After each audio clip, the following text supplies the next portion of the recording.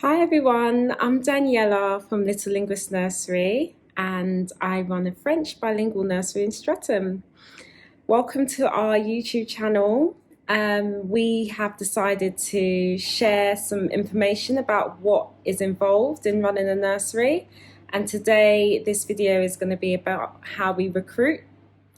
If you like, please hit the like button, subscribe to our channel for more videos about what it's like in a nursery and running a nursery. So, recruitment, it is a big part of my role at Little Linguists. So the nursery sector is quite notorious for high staff turnover. But we do quite a lot to encourage people to stay. So there's quite a lot that goes into the recruitment process in the nursery sector, and I'm going to break that down for you guys. So one of the first things to point out is we are regulated by the Ofsted. So there's quite a lot that goes into the safe recruitment practices within the nursery sector. Looking after children is a very delicate occupation, and it's important that we do our best to make sure that the people we recruit are suitable. It's not just about the recruitment process. There's also monitoring that goes on after that to make sure that the person is still suitable. And I will go through a few of the things that we do in Little Linguists with you today. So the first thing is we follow safer recruitment practices as laid out in the early years foundation stage. So that is like the legal system for us in all nurseries. There's some things that we have to do. So we have to check references, we have to do a DBS check. There's a few things that we have added into that list that we do at Little Linguists, and I'll go through those with you today. So first of all, the first part, I guess, is analysing what the role, or working out what the role is that we're recruiting for. So we have a job description for all the roles. So I guess the starting point may be a nursery assistant role. That is for an unqualified practitioner. And then the next stage up from that would be early years educator. So that would be a qualified practitioner. And then we would go up to room leader role. And so this might be someone who is in charge of a room. They are also responsible for the nursery assistants and the early years educators in their room. Going on from that, we would have a third in charge. So third in charge is taking on some management duties, maybe someone who's interested in potentially running a setting themselves one day. And then the next role up would be deputy manager. So deputy manager runs the setting in the absence of the manager. We then have the nursery manager role, and that's how we work in Little Linguists. We also, I'm aware that some nurseries also have some other roles, and some of these job roles are called other titles in certain nurseries. So those are the job descriptions that we've created. So for example, say we realize that we need a qualified practitioner, we would put an advert out. We would put the job description on the advert so the person that applies knows what they're applying for. And that's how the process starts. We advertise our jobs on a number of different platforms. So once we've decided what the role is, we normally start having quite a few people applying. And then we have to sift through them and work out who are we going to invite to the next stage. So first of all, I would email, or one of our HR assistants would email the applicants to say thank you for your application, and then just ask a few questions to try and get a bit more information about what the role is that they're looking for. It's really important that staff are aware, yes, we're looking for a new staff member, But the person that we're recruiting also needs to think, what kind of job do I want to do? Is this the type of employer I want to work for? So right from the beginning, I start to ask people what is it they're looking for from an employer as well, to see if they're a right fit. In the past, we have also done telephone interviews as well, just because anyone can copy and paste a CV online, and sometimes a CV is not really a good indication of how good or not so good an applicant is. So yeah, we sometimes do telephone interviews as well. We get back to all applicants whether or not they are successful at getting to the next stage, which should be the interview stage. Once someone has got to the interview stage, we make them aware that we require a work trial. It's something that I think we've had it pretty much from the beginning, only because when I first opened the nursery, there was so many candidates that I interviewed, sound amazing on paper, went through the interview process really well, and then maybe within their first shift, I've realised that they're not actually going to fit into the setting. So the work trial involves the potential candidate coming into the setting and actually working alongside the team to see if they're a good fit for the nursery.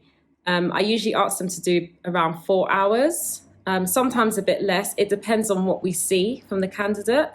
And during that time, we're looking at how they work. Are they proactive? Are they entertaining the children? Are they ignoring the children? Are they too shy?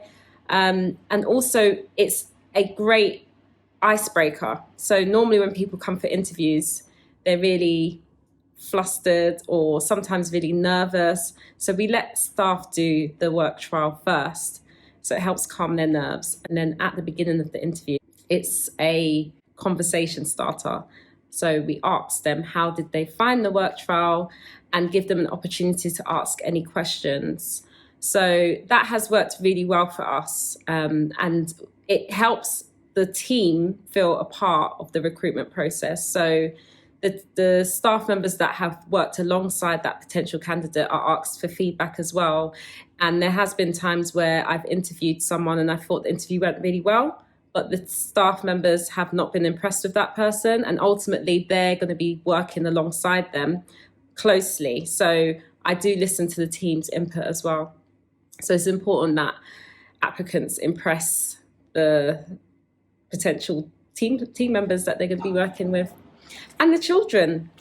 We've had interviews that, they seem really good on paper, but the children don't respond to them. So it's also good for us to see how the children are with that person. They're not left alone. They're literally like an extra pair of hands during their interview.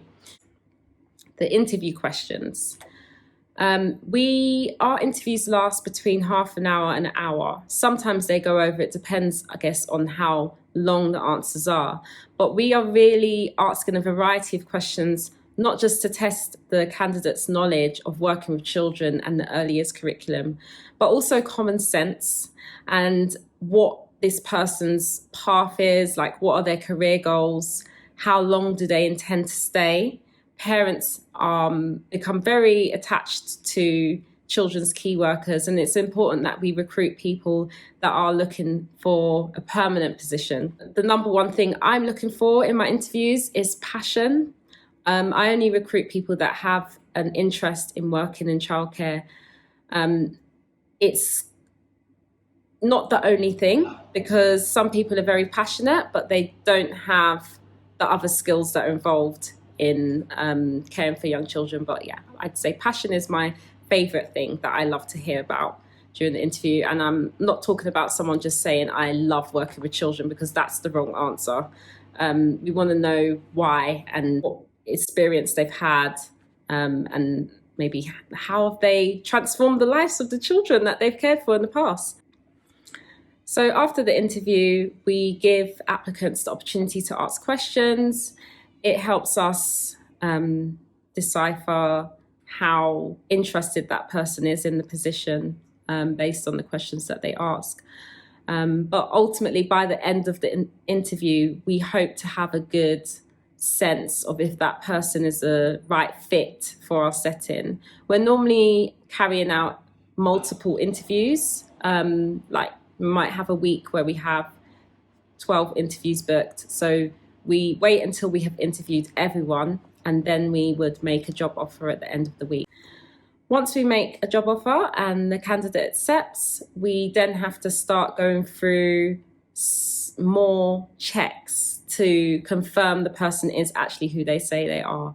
So one of the first things we would do is initiate a DBS, which was previously known as a criminal record check.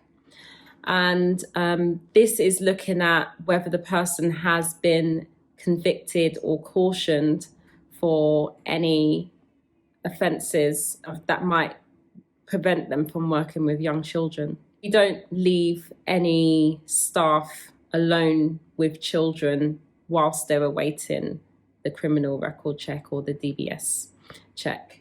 It is difficult when you might have had a recent influx of children and you really need to cover a role, but it's really important that we don't put children at risk. There has been a couple of occasions in the past where sometimes people aren't actually aware that they have a criminal record. And then when the criminal record check comes back, we've had to highlight to them, you've actually got a few things on here that we need to discuss. It doesn't always mean that that person can't work with children, but so for example, if someone's been convicted of shoplifting, it's important that we are aware of that. Ofsted offers us a list of convictions that mean someone is barred from working with children. And it's important that we follow that. And then there's also some things whereby we have to make a decision. It's not on the barred list, but do we want someone with this conviction working at the nursery? So the DBS check is one of the first things that we're doing to check someone's suitability to work with children. We're also looking a little bit at their health declaration. Are they on any prescriptions that may affect their ability